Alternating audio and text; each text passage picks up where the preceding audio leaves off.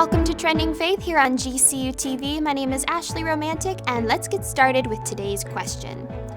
Will it be possible to feel sorrow in heaven for a loved one that isn't in heaven? What do you think about that, Jason?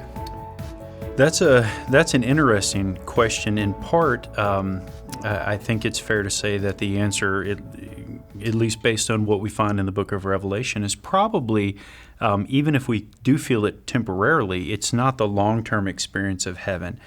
It talks about, in the book of Revelation, it talks about the Lord wiping away every tear eventually. And so there's a sense in which that suggests sorrow goes away at the end of days when we're able to look and see what God has been up to across time, across all ages, and really how He ends things. So at the consummation of all things, when Christ has come into His kingdom, when we can see things as they really are, when we're before the throne of God enjoying His glory, there is no room really for tears, for sorrow. But then that begs questions. Well, how can that be? How can I possibly be in heaven, and then there are others who are not in heaven, and how can I be happy? How can I not experience sorrow? That's a tougher question. I think if we are trying to look at this in the long view, sort of in the grand scheme of things, as perhaps God already does, I know He already does, there's a sense in which it will definitely make more sense to us in that day when knowledge is fuller, when our understanding is more complete, when we can understand the depths of the justice and the holiness of God in the same way that now we look for the grace and we long for the mercy of God.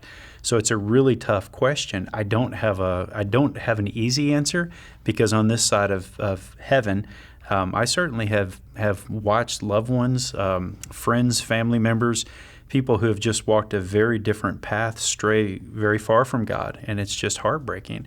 And it's hard to understand how my heart can be so broken now, and at one point somewhere in the future, I can be at peace with it and really enjoy the pleasures of God and of heaven forever. It's hard to know how.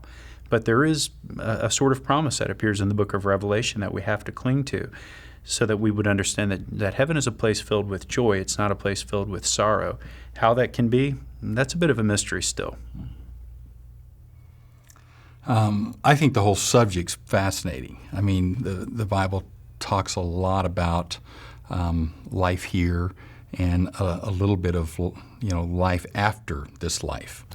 And there are glimpses and snapshots of what heaven will be like, or the eternal state. And it's just interesting to contemplate what would life be like without sorrow, without tears. Yeah.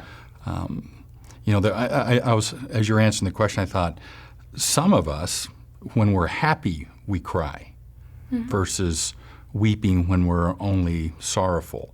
So will there be tears of joy? How will those emotions be played out in heaven? Yeah, that's a great question. It just makes you wonder and long for that experience, and to think about what will it be like to be with God in that eternal state. I don't know. It's fascinating. Yeah. We've never experienced life without some sort of corruption, something weighing down on the experience. It will be interesting to have that kind of freedom to enjoy the world as it was supposed to be. Yeah. Agreed.